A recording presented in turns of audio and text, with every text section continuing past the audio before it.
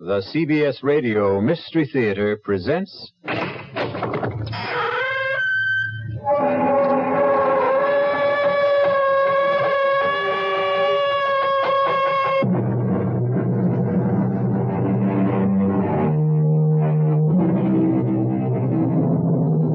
Come in. Welcome. I'm E.G. Marshall.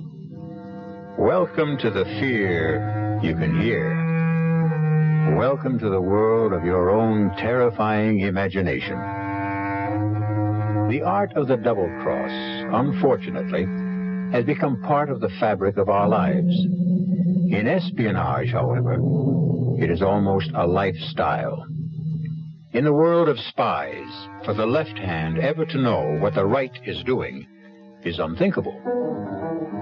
For the next hour, imagine that you are Larry Fielding, a 32-year-old newspaper man caught in a dizzying web of circumstances seemingly beyond his control. Larry, please change your mind and come with me. Not until you tell me who you are and why you sneaked into my hotel room. You're a fool, Larry. You must know that the police are looking for you, and they'll be here any minute. Oh, well, you're here now, and I still want to know who you are. If that's so important, my name is Carol Johnson. And when I tell you I know all about the murder of Dave Wilson, maybe you'll believe that I'm here to help you.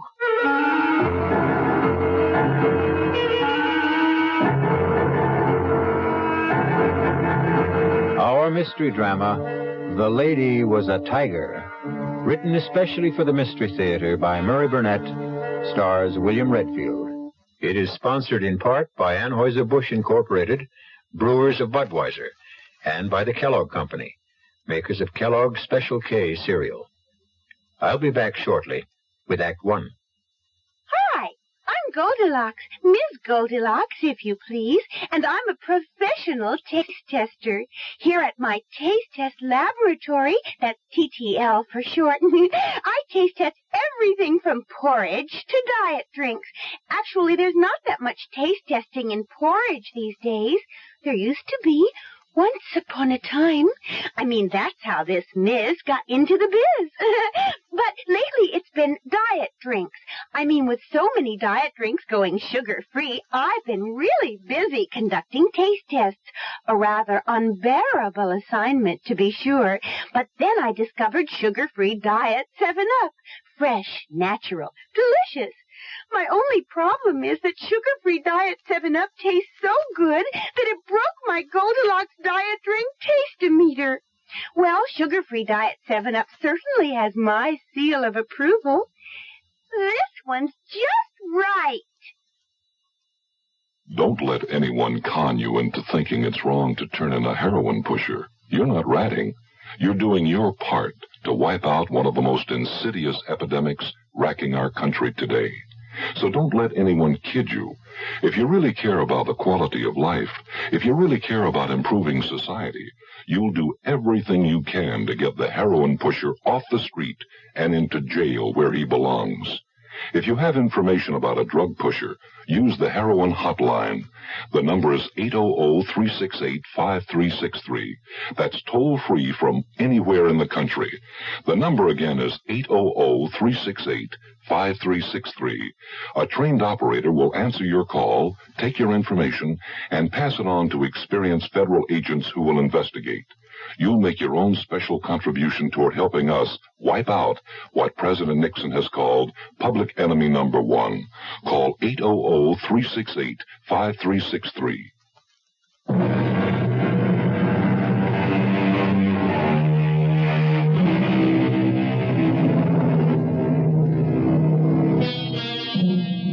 Walking is great exercise, and with good weather can also be great fun. But not when you've just been fired by the editor of the newspaper for which you've worked happily for 5 years. Larry Fielding has been walking aimlessly for 2 hours, trying to figure out why Horace Finley, the editor and his boss, had refused to give him any reason for his dismissal. Tormented by his frustrating thoughts and tired, Larry sits down on a park bench to think. He is so deep in thought, he is unaware of 3 men who suddenly surround him. Larry has only to look at them to know that he is in trouble. He tries to get up, but is pushed back down, and the men start to beat him up. No, take my money and leave me alone, will you? Look, if you want money, I told you can have it. Help! Help! Calling for help when you're being mugged in a big city park is sometimes as helpful as trying to catch hold of a windowsill in a 30-story fall. But this time, there was a miracle. A stranger has seen the attack and rushes to help. Hey, there, man! Here comes... That's a nice show you have there, fella. You need a lesson of kicking. Oh, that took care of them. They're gone. Oh, thanks. Let me help you up. Thanks, mister. Thanks a lot. I tell you, I was in real trouble. My pleasure. Did they get your wallet? I don't know. No. I got a lot of bruises, but they didn't get a thing. Say, you're a pretty good scrapper for a guy my age. Well, yeah. Hey, what are you, a karate expert? Oh, just keep myself in shape. You sure do. Listen, can I do something for you to show you I really meant thanks? You certainly can. How about coffee? Oh, sure, but that's nothing. What I meant was... I know what you meant. My name's Dave Wilson. Oh, good. I'm Larry Fielding. Oh, come on, Larry. Let's have a cup of coffee.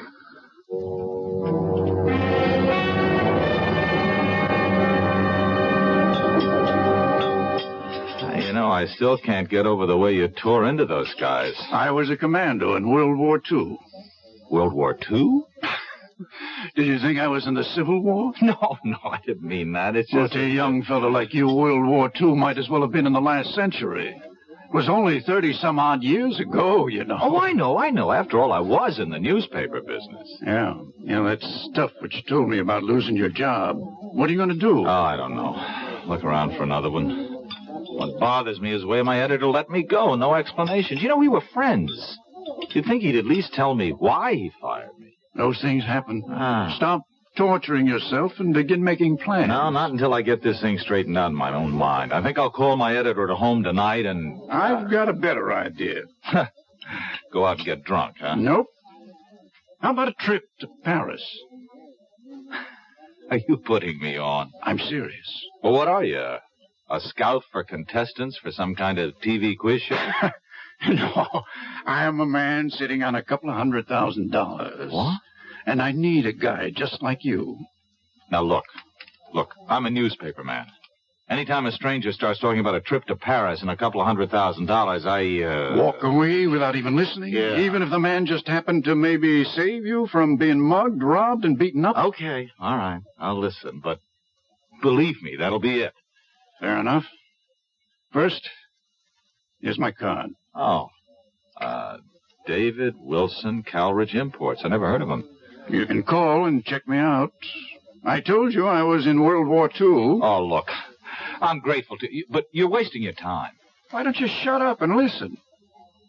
You've probably heard about the millions of dollars in artworks and precious jewels that the GIs liberated during the last days of the war. Liberated, sure, yeah. Well, I've heard stories. Well, most of them are true. One that I know in particular certainly is. Did you ever hear of the Lancer collection? Lancer. The Comte de Lancer came from an old French family. And the Lancer collection is a fabulous assortment of diamonds, rubies, emeralds, and other precious stones, which were seized by the Nazis when they swept through France in 1940. A pal of mine, not a commando, happened to come upon the collection when the Americans were driving the Germans back in 44. Wait a minute. And he liberated it? Exactly. He and a distinguished Frenchman named Henri Thiel. What? Professor Henri Thiel? The archaeologist? That's the man. Oh, come on. He wouldn't... You were saying something? No, nothing. You were about to say he wouldn't get involved in anything crooked, weren't you?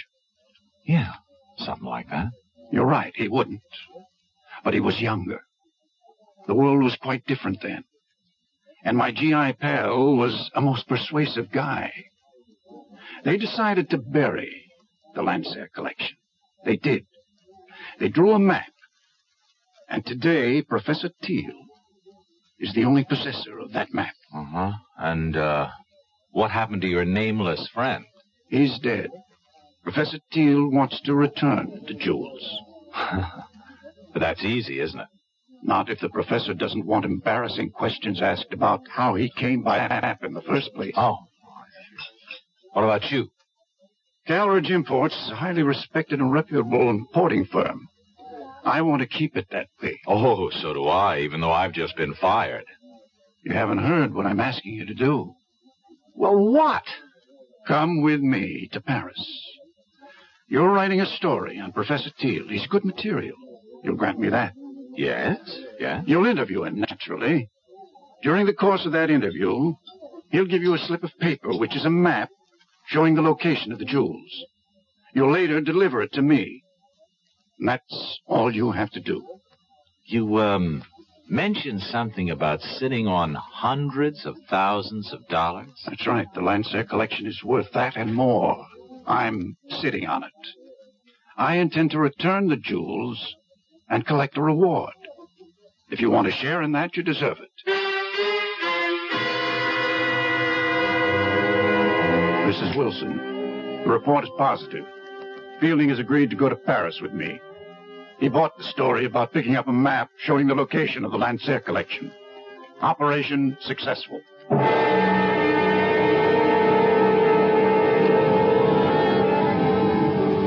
You'd better be on your way, Larry. You're due at Professor Teal's in 10 minutes. I suppose it's too late to back out, huh? You can always back out, Larry, but I don't think you will. There's really nothing to it. Make it look like a normal interview. Take notes. The professor will give you the map. Slip it in with your notes. Bring it back to me here. I'll be waiting. Okay. Larry. Yes? Relax. Oh, sure thing. I'll see you.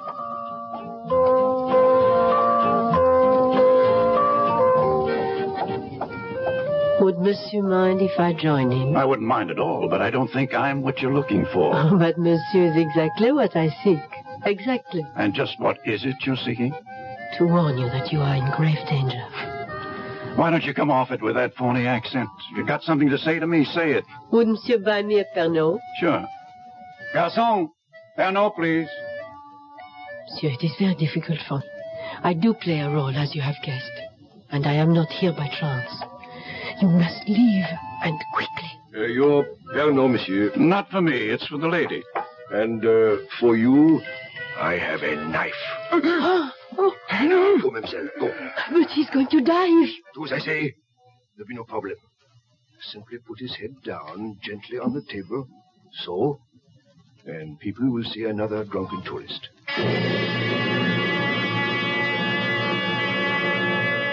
Your name is Larry Fielding. You're 28 years old, and you're feeling marvelous. You have just completed a fascinating interview with Professor Henry Teal, and you have the paper that you're going to hand over to your friend who's waiting at Les Deux Magots. You see him at the table where you left him. His head is down, but you're not concerned. Dave, wake up. I saw the professor. What?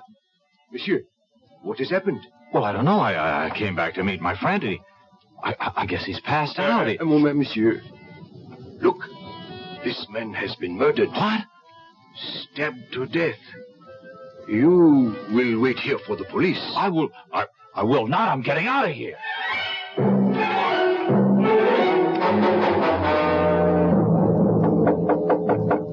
Who's there? Design. Open up. What's the matter? What happened? The other American. The young one. He got away. You let him go? He panicked. Ran. Now what? He'll probably go back to his room at the Dauphine. You will check.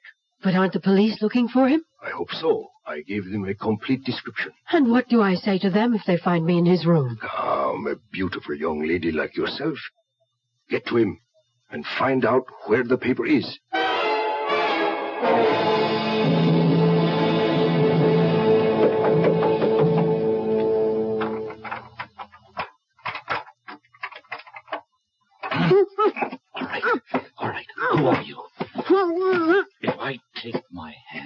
promise not to scream? Right? Okay. Now, why have you picked the lock into my room? Never mind. You have to get out of here. Not until you tell me who you are. If that matters, my name is Carol Johnson. I've been sent here to help you. Oh, sure. I know about the murder of your friend. Wait a minute. Sent by whom? I'll answer your questions while we're on the way. On the way to where? Safety. I don't need to run. I didn't kill anybody. I'm not about to take off with a strange girl, particularly not one who's equipped with skeleton keys. Oh, suit yourself. Goodbye.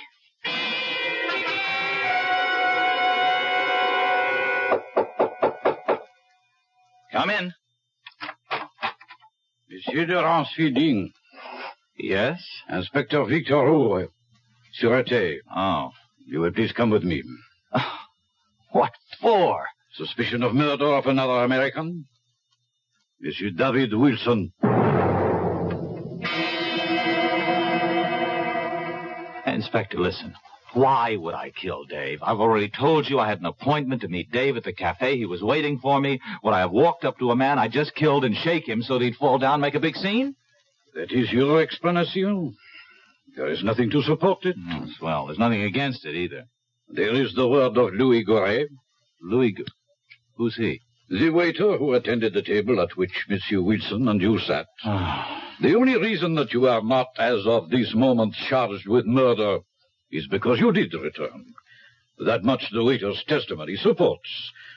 Only he says that Monsieur Wilson might very well have been dead shortly after you returned, and that you had time to kill him. That's a lie. So you say. Oh, just check with Professor Teal. He'll tell you what time I arrived, what time I left. We have been trying, and there has been no answer. We may have him on the telephone now. Hello? Eh? So? Voilà bien. Merci. All right, well, what'd he say? That was not Professor Teal. That was his apartment. And his servant. His servant? There was nobody there when I saw him. Don't you mean if you saw him, monsieur? Oh. According to the servant, Professor Teal left for an extended holiday early this morning, and it is not known when he is expected back.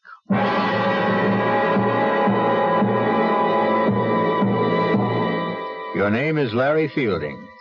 You're 32 years old, and you find yourself in prison in Paris, accused of murder.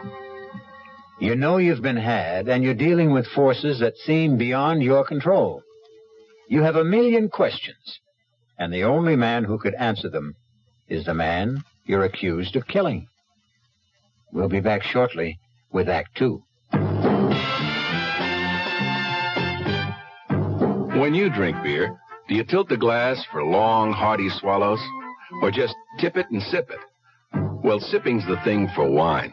But Budweiser beer is a hearty drink, brewed for zest and character. The best way to enjoy Bud is to drink it.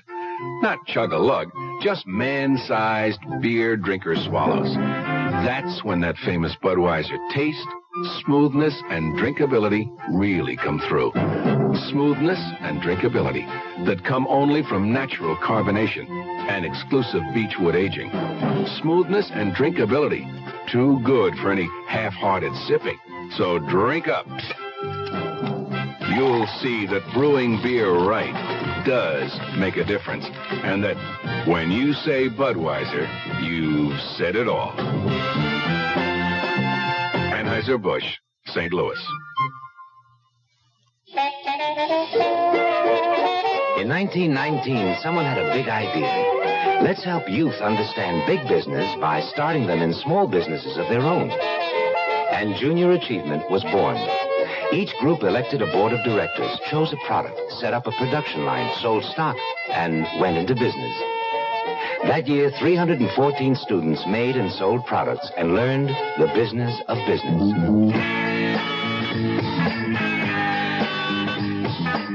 Today, Junior Achievement has grown to nearly 200,000 members. Junior achievers are designing and marketing their own products and services, from cutting boards to printing. They're organizing sales efforts, writing marketing plans, calculating profit and loss. Running these small businesses helps junior achievers understand how big business works. Support junior achievement, where youth learns the business of business. Call your local junior achievement office.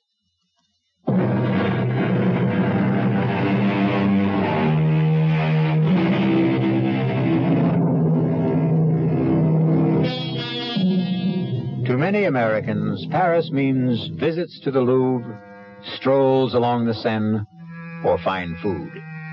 But to Larry Fielding, it means the inside of a prison cell, where he sits accused of a murder he didn't commit.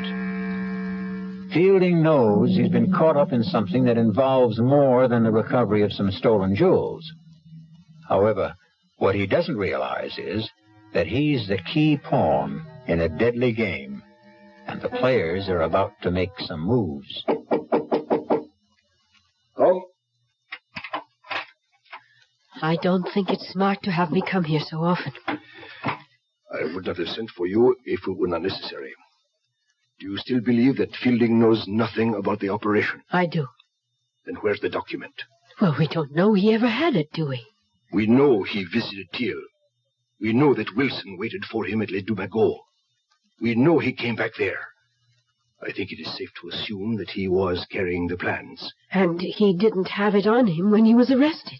Roger arranged to be there when Fielding was brought in and searched. He says there was nothing on him. But he wasn't picked up right away. Exactly. He eventually went back to his hotel room, as you know. I believe he has the paper and that he has somehow managed to hide it. It does us no good in prison. We shall have to arrange to have him released. And how do we do that? We don't. You do.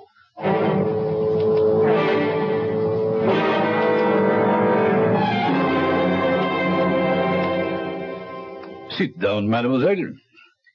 Your passport says Carol Johnson. That's right, Inspector. And I am told you are in my office because of the unfortunate incident in the Café Les Dumagots. Yes, Inspector. I just had to come here to tell you you have the wrong man. Ah? And how do you know that? I'm studying at the Sorbonne. I visit Les Dumagots all the time. I was sitting right there when that man was murdered. Formidable. You saw a man murdered and you did nothing. Oh, at the time I didn't know it was a murder. I just thought the man had too much to drink or was ill. But the reason I know that you've arrested the wrong man is that the murdered man was dead before this young American Fields Fielding. Yes, well, the man was dead before Fielding ever got to the table. Fielding came and shook him, and that was when it was discovered that he was dead. I'm prepared to swear to that, Inspector. Of course you are prepared to swear to this story that you have just told me. Why not? It's the truth. Of course, mademoiselle. Why would a beautiful young lady like yourself lie to an inspector of the Sûreté? I'm not sure that I like the way you say that, Inspector. But everything will be all right if you release young Fielding. You have told me you will swear to this statement of yours in court. Therefore, I have very little choice. Ah, good.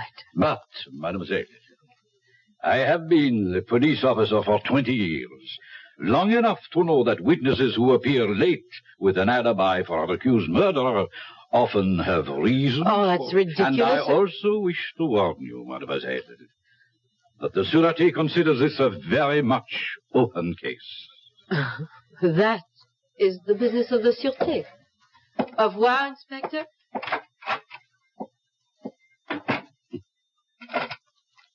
Gérard, you will follow the young lady who just left my office, and do not lose her.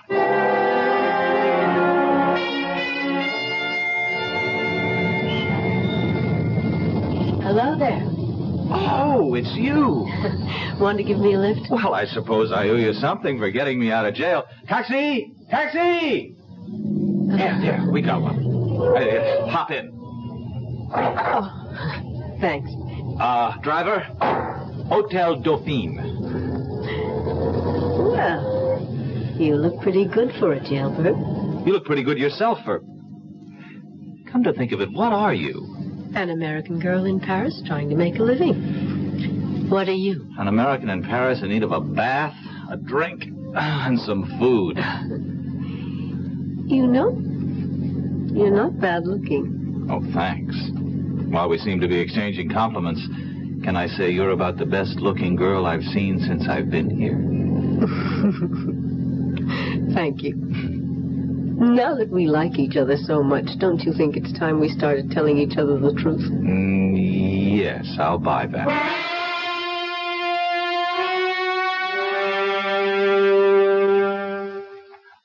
Écoutez-moi, operateur, well, never... You speaking. Okay. Well, look, I phoned the desk about an hour ago to get this room straightened up, and so far nothing's happened. Now, can you please just send someone up so I can sleep here tonight? Huh? While you're at it, where's our food? Wait a minute. That's a different department. Oh.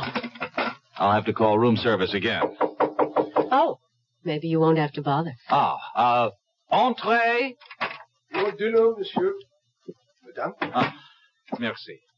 Monsieur would like me to serve. No, thanks. No, I think I can handle it myself. As monsieur wishes. Wait a minute. Don't I know you? I think not, monsieur. Now, I've seen you before. I'm sure I've seen you. Paris is a large city, monsieur. One passes people on the streets and... The streets. The streets, that's it. You're the same guy who was at the Café Les Deux Magots. Monsieur is mistaken. What?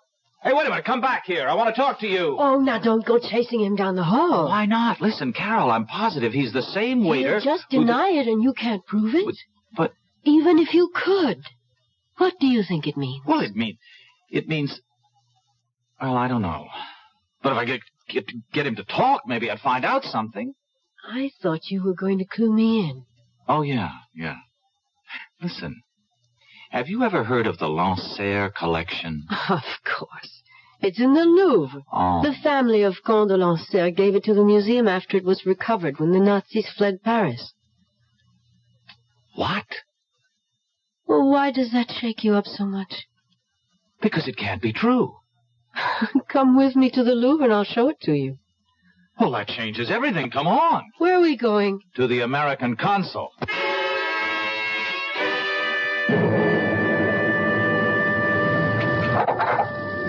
Well? Unbelievable. What? Simply unbelievable. Do you know what the consul told me? I predicted it, didn't I? Yeah, that's right. Mm-hmm. He didn't want to hear about it at all. Just advised me to forget the whole thing and leave France. Incredible. Well, not really when you understand that he doesn't know what you're talking about. But you do. Some of it. Okay, take me back to the hotel. Any reason? I'm taking the consul's advice. If nobody's interested, I'll go back to the States. Well, now that they've cleaned up the room so nicely, you're leaving. Well, do you have a better idea? More than one. I think I'll take them one at a time. Number one. Give me the paper Professor Thiel gave you. Well, it looks like we're finally going to level. Where is it? Well, first you tell me something. What is it? I don't know. End of conversation. Larry, listen to me.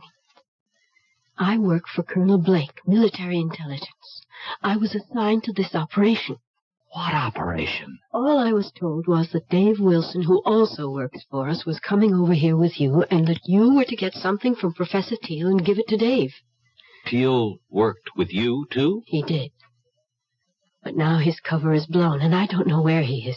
Who killed Wilson? I don't know. It could have been any one of 3 or 4 foreign powers. And the only reason I'm alive is because somebody wants the paper. That's right. And if I give it to you, then there's really no reason not to kill me. Oh, give it to me. I'll get it to Colonel Blake, and we'll get you safely out of the country. No, hold on. I got a better idea. I'll go with you to Colonel Blake, and we'll give it to him together. No, that would be too dangerous. To whom? Will you please trust me? Give me a reason. Please, where's the paper? I burned it. You expect me to believe that? Why not? You expect me to believe everything you tell me? You admit you had the paper. And somehow, between the time you ran from Les Deux Magots, you managed to hide it in a place where experts have been unable to find it. I told you I burned it. And you know that's a fairy tale that no one will believe. I don't care whether you believe it or not. Now, are you coming with me? Where? To talk to your Colonel Blake. He won't see you. Oh, I think he will. Goodbye, Carol. It was nice knowing you. I think. You will kindly step back into your room, Monsieur Feeling. Now, wait a minute. Let me introduce myself. I am Major Simonovich. Oh, of the Gay Payou or the NKVD? It does not really matter. What matters is that you and I have something to discuss. I warned you. Yeah, sure you did.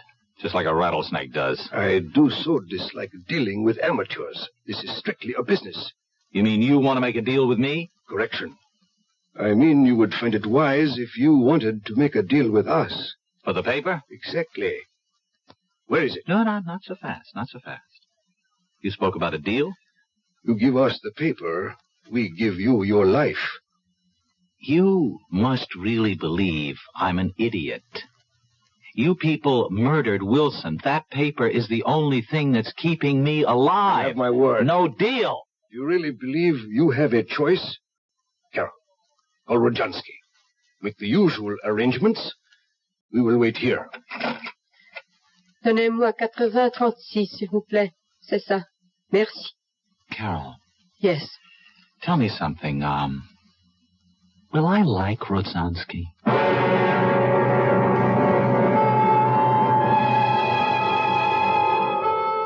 By this time, Larry Fielding realizes that he's been used. That he was never supposed to bring Dave Wilson a paper telling the location of the Lancer jewel collection.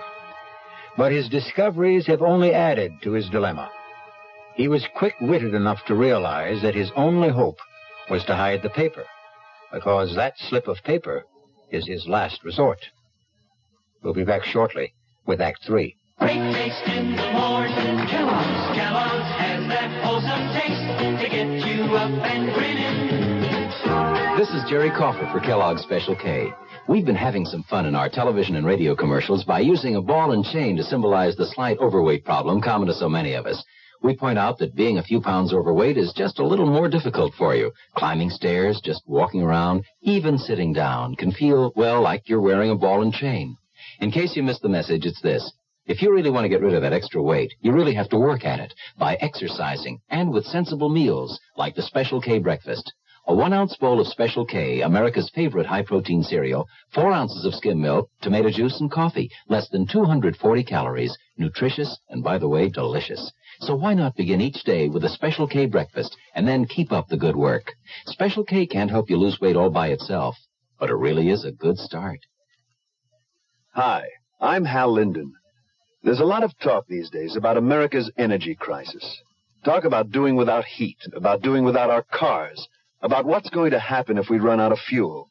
Well, we may not have to run out of fuel if we all work together to conserve the fuel we have. That means turning your thermostats down to 68 degrees during the day and turning them down to 60 at night. It means turning off lights, TV sets, and electrical appliances the minute we're finished with them. It means driving no faster than 50, starting or joining carpools, avoiding the kind of stop-and-go motoring that eats up gas by the gallon.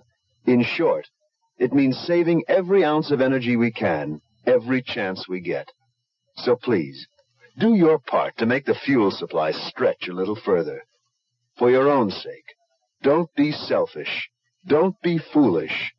Don't be fuelish. This message from the Federal Energy Office and the Advertising Council.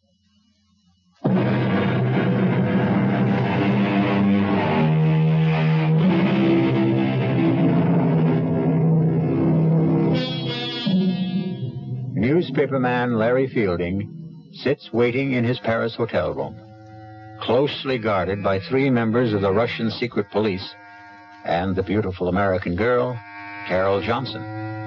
They are waiting for a man named Rodzansky, who might very well be, for all Fielding knows, his executioner. You know we mean to obtain the paper. Rodzansky is a doctor and a chemist. He'll be here shortly.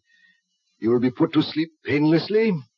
You'll be taken from here in an ambulance to a safe place, and there you will be injected with sodium pentothal, Fielding. You will tell us. Look, I don't suppose you'll tell me what's so important about this piece of paper? You have heard of the SAM-6 missiles, the surface-to-air weapons with deadly accuracy that we have developed and which were used so successfully in minor wars in Asia and the Middle East? Yes, I've heard of them. Good. We learned that someone whose identity we still seek has invented a jamming device which would render the SAM-6 almost worthless.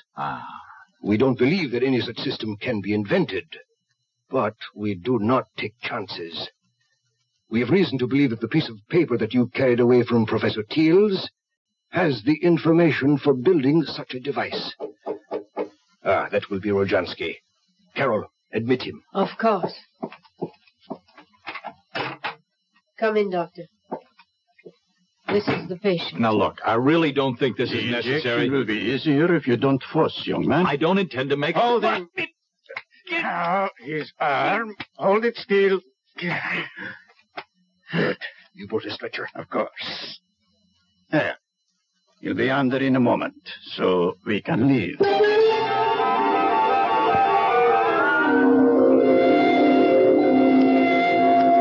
What is this? Gendarmes? It has nothing to do with us. We are taking a sick man to the hospital. Put this stretcher into the ambulance. Quickly. I must apologize, but we received a report from the hotel concierge that there was a dead man here. Absurd, Inspector. This is Dr. Jansky. The doctor will explain this to you, Inspector. This man became suddenly quite ill. I gave him a sedative to quiet him, and we're now taking him to the Lefebvre nursing home, as you can see by the ambulance. You say he is alive? Very much so. See for yourself. Mon Dieu. I know this man. Inspector, he must receive medical attention. Of course. But I suggest that instead of taking him to the nursing home, he go instead to the police hospital. That's ridiculous. He's my patient. I am afraid I must insist. This young man has most recently been released from jail, where we were holding him on a charge of murder. If he has been released, then Released, yes. But he has not been completely cleared. So, Laurent, begone. Take this man to the police hospital.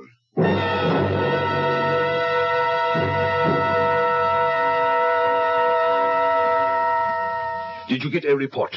Yes.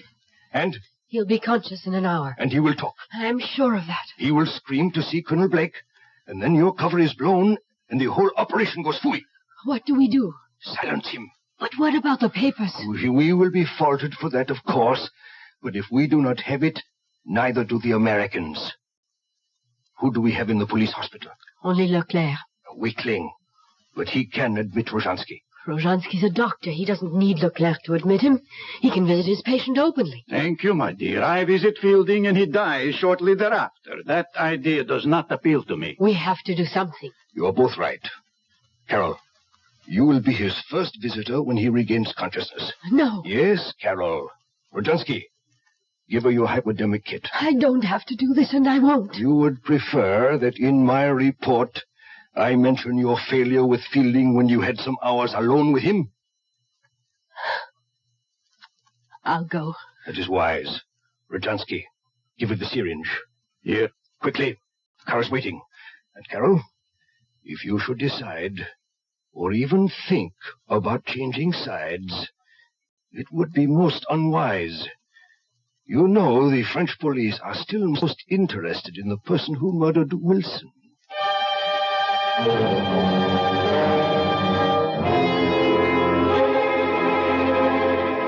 You awake now, Larry? Oh, no. Wake up and listen to me, Larry. What? You've got to listen. Try to understand me. Wait a minute. What kind of a place is this? You're safe. It's a police hospital. All right, but how did you get in here? Where's, Rodzansky? Look, I can understand how you feel and why you don't trust me, but the truth really is that I am a double agent. Oh. Do you understand what a double agent is? As near as I can figure out, a double agent is somebody working for two different sides. Yes. And neither side trusts them. Oh. You know, that fits you to a T. You might just be telling the truth. I am. I really work for Colonel Blake, as I told you. The Russians know it. They think I've infiltrated the U.S. military intelligence. But in fact... Yes, I know. You've really done just the opposite. Yes. Worked your way into the Russian apparatus. Exactly. Oh, Larry, how can I make you believe me? You can't. Listen, you were deliberately recruited. The reason you lost your job was because we got in touch with your boss. He agreed to go along. The men who jumped you were part of the setup so that Wilson could save you. Hey, now, wait a minute. But that doesn't prove a thing. You could have learned all that working for Blake and still be with the other side and... Oh... And wait, now, speaking of Wilson, how about getting him killed? I tried to warn him, but there wasn't enough time. It was either go along with that or blow my cover and endanger the whole operation. And when I wanted to give the plans to Blake, you objected. Same problem if I went with you to Blake or you went to him after we had talked. My cover was blown. All right. Now, and suppose I had given you the plans. How would that have changed the situation? We would have had a phony copy that I would have delivered to Igor, and everything would have been fine. And there's still time for me to do that. If you will just believe me and tell me where the plans are. I'd like to believe you. I really would. Please. Where are they, Larry? Get me to Blake. It's too dangerous. Look, you see this? Yeah, it's a hypodermic. It's death. Igor sent me here with this to kill you. Now, do you believe me? Wait a minute. If you don't kill me, and I guess you don't intend to, what will Igor and his friends think? Isn't your cover blown then anyway? Could be, but if I come back with the plans and say that I got them out of you without having to kill you, there's a chance they'll believe me. Uh-huh. Well? I'm thinking. Who are you? One of the hospital guards, monsieur. Oh. Mademoiselle, you have been here some time. How is the patient? Guard. Yes, monsieur? Call Colonel Blake at U.S. Military Intelligence. Tell him I've got to see him right away on a matter of the utmost urgency. Colonel Blake? Colonel Blake. I will inform my superior. Now, you don't have to inform anyone. Just call him. Yes, monsieur. The Major will be disappointed you have not followed instructions. You are a fool. I would have had the information if you hadn't come in when you did. I know what you were ordered to do. What? What's this? A moment of truth, I'm afraid, Larry. Oh, I know how highly the Major regards you, mademoiselle. But I also know what he thinks of me. Tonight will change that. Give me that syringe. Here, right in your arm. Oh, you traitor. I knew. Carol, you were telling me the truth. Yes. Yes, I was. And I had to kill him. To make you see it. Where is the paper, please? In my hotel room. Oh, aren't you ever going to stop playing games? You know your room was searched. Let me get dressed and I'll show you.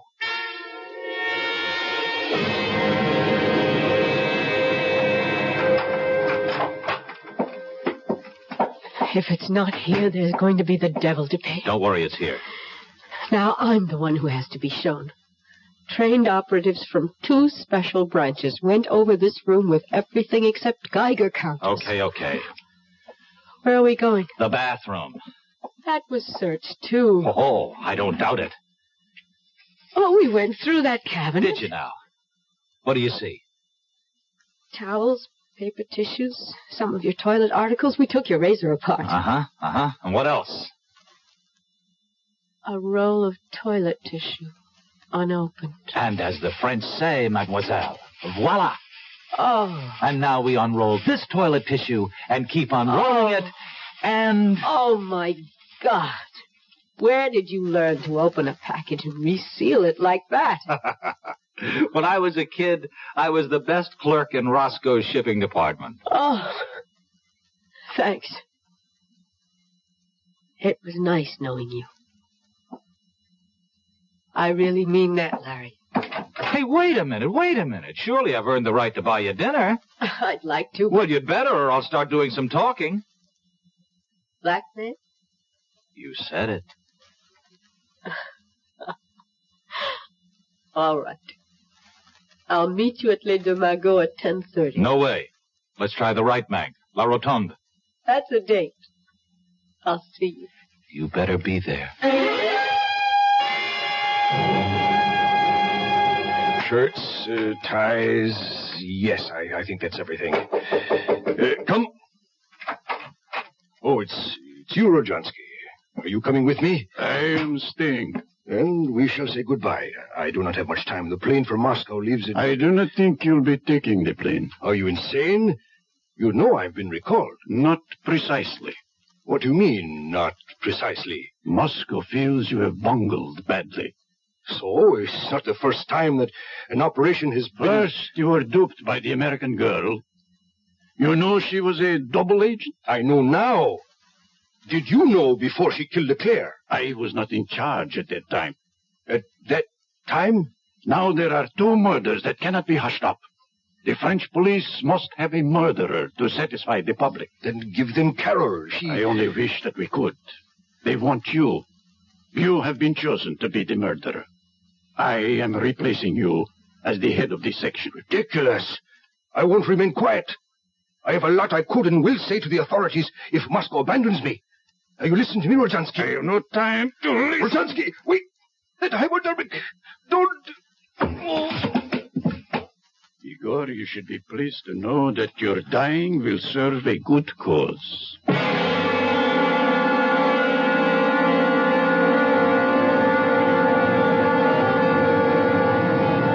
I'm sorry I'm late, but But? there were loose ends that had to be cleared up. Well, I thought maybe you decided against coming. Oh. After all, your job here is finished. Well, yes. Sit down, sir. Now that the Russians know you, there's nothing for you to do. It would be suicide to try to, huh? Oh, well, there are other things for me. Sure. Like getting married to a lovesick newspaper man, settling down, raising a family. Oh. Oh, I take it I'm your first Matahari. Mm-hmm. First and only. Well, Larry, we're very different from other women. In our business, you pay dues. And they're heavy payments. I don't get it. I'm talking about sitting at another cafe on the left bank. Sitting and knowing that an agent named Wilson was going to be killed. Clumsily trying to warn him, and finally deciding that his death was the way it had to be.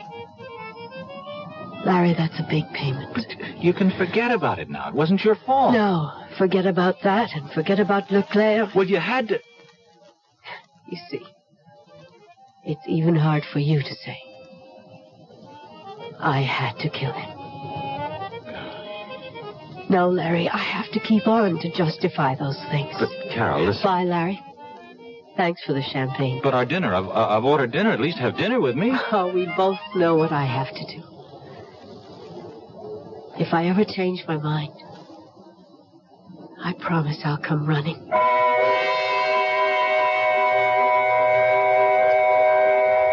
Larry Fielding sat in La Rotonde and watched her walk away. He knew she was walking out of his life. For a moment, he toyed with the idea of running after her and joining her world of spies. He flirted with the idea that he might even be some sort of an American James Bond. But then, the waiter brought the dinner. And to his surprise, he was hungry. And that realization made him wonder about whether or not he was truly in love. I'll be back shortly. Who knows how to help you solve your shopping problems? Your Better Business Bureau knows. I saw this perfectly darling mirror in the showroom, so I bought it. But when the truck came, they delivered this thing I never saw before. Now what am I going to do? I'll tell you what to do, madam. But who are you? I'm the man from the Better Business Bureau. Now, the first thing to do is to call the store manager and tell him what happened. But in the future, when your merchandise is delivered, you should examine the item before the delivery truck leaves. And if it's to be delivered from a warehouse, have a clear understanding with the dealer that unless it is the same as the sample shown to you, you will not accept it or pay for it. Oh, thank you. Just part of my job, madam, to help people with their shopping problems.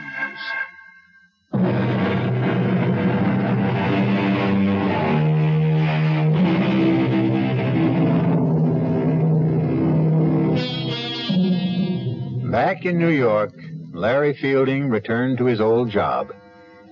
An old friend and boss, Horace Finley, who was curious about what had happened in Paris. Finley kept pressing Larry to tell him about his Parisian adventure. Finally, Larry said, "I'll tell you, Horace. In Paris, the food was good."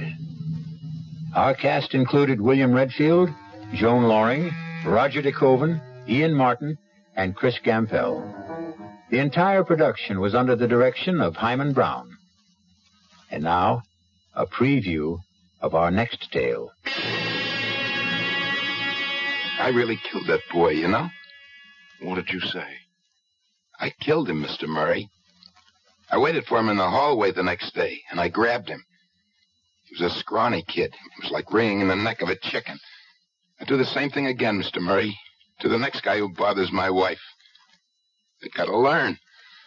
You lied to me. Every stinking word you told me was a lie. Don't be sore, Mr. Murray. I couldn't tell you the truth, could I?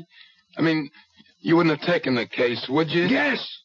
I would have taken the case and told you to plead guilty with cause. No, I wanted you to get me off, and that's what you did. Look, I've got to go now, Mr. Murray. I just want to say thanks again. Oh, you think it's that simple? You think you can just walk out of here? Melanie's waiting for me. She likes to eat dinner early. The girl's always hungry. So long, Mr. Murray. Radio Mystery Theater was sponsored in part by new sugar-free Diet 7-Up. This is E.G. Marshall inviting you to return to our Radio Mystery Theater for another adventure in the macabre. Until next time, pleasant dreams.